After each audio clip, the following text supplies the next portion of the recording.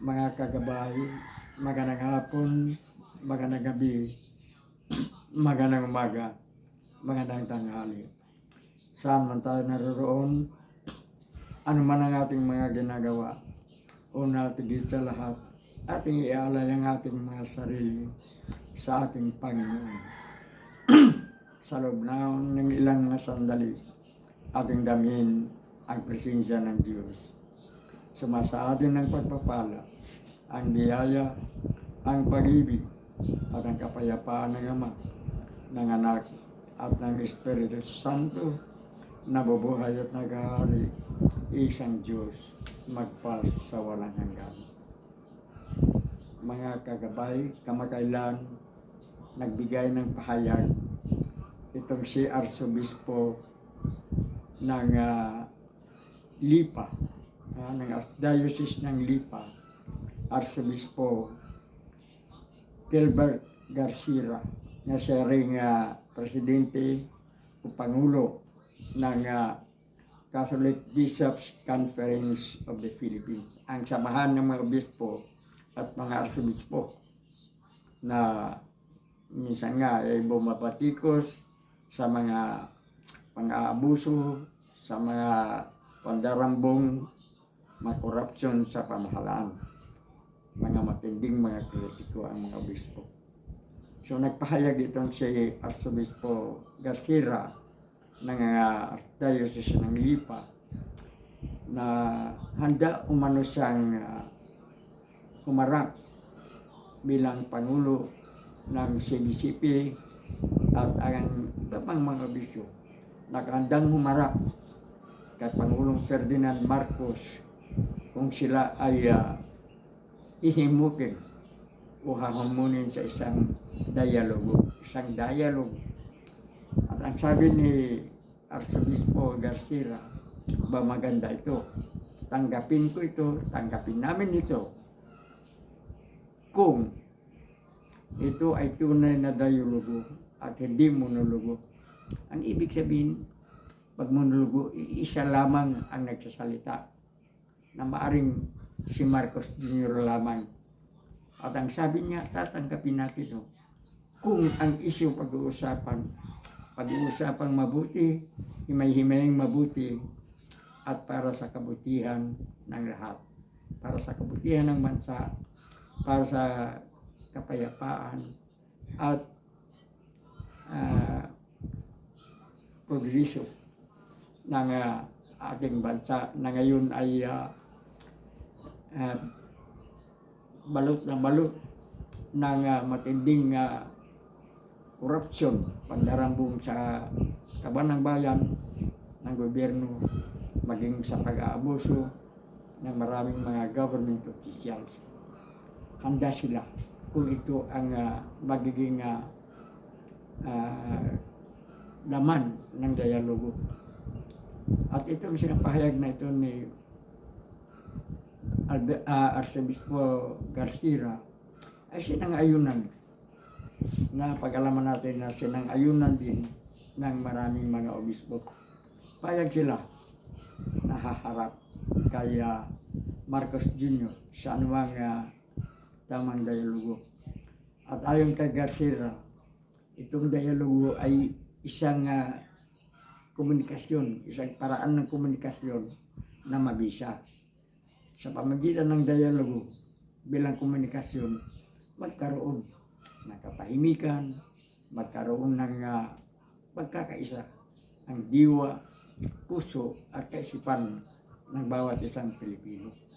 Payag sila. At tayo dito sa ating gabay kaigay, tayo ay sang-ayon sa sinasabi ni Arsobispo Garcia. Magandang paraan ito. Hindi yung tinutulig siya ng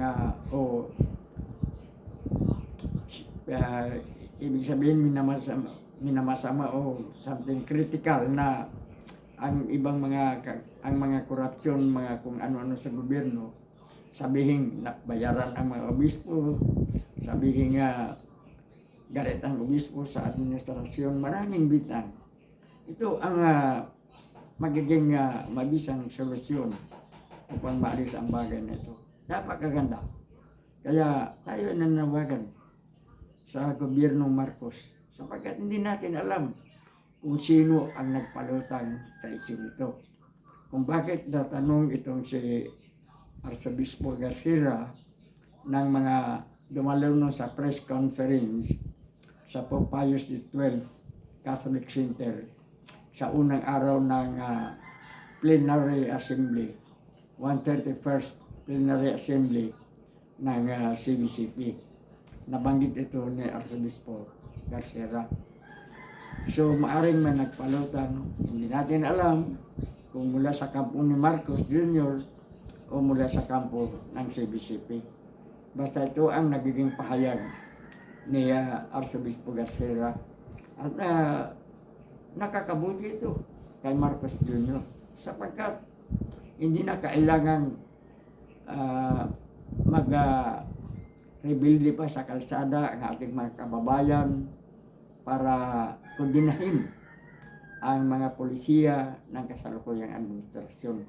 Wala na mga street parliaments, wala na mga protesta sa kalsada, sa kalye, o kung saan man, wala na mga protesta kung magkaroon ng dialogo. Kung ang anumang hindi maganda ay pag-uusapan ng mabuti, pag-uusapan ng puso sa puso at punto sa punto. Maganda ito, hindi lamang para sa mga obispo, hindi maging para kay Marcos Jr. At marami ang pumapayag sa bagay na ito. Nang minsan nadalo nga tayo sa isang umpukan, ito nga ang napag-usapan. Sino man ang nagpalutang? Sa kampo man ni Marcos Jr. o sa kampo ng mga obispo? Maganda ito. Kung talaga magkasundo ang dalawang panig, isipin na naman natin sa darating na February 25, anibersaryo ng Marisalo. Nakahanda na yung trillion piso march. Yung nagtuligsa sa hanggang ngayon nakadramang mga investigasyon sa flood control project ng gobyerno.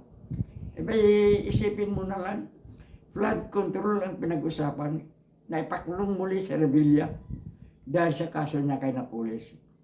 Iba ang investigasyon, iba ang parusa. Para bagang hindi ka panipaniwala na mayroong investigasyon.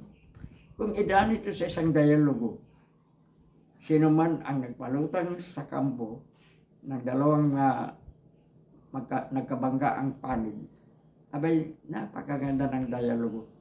Tama si Arsobispo Garcia na bilang isang komunikasyon, maganda ang magiging bunga ng totoo at tunay na dialogo. Tayo ay kung totoo bang nakarating sa mga obispo ang hamon ito, may maganda yung kanilang ginawang pagtanggap. Ang ibig sabihin, hindi sila basta-basta kritiko. Maganda ang kanilang layunin, maganda ang kanilang pakay sa kanilang pamumuno sa mga street parliament, ay katulad nitong trillion piso march sa darating na February 25. So, nasa kay Marcos Jr. na, sa kampo ni Marcos Jr.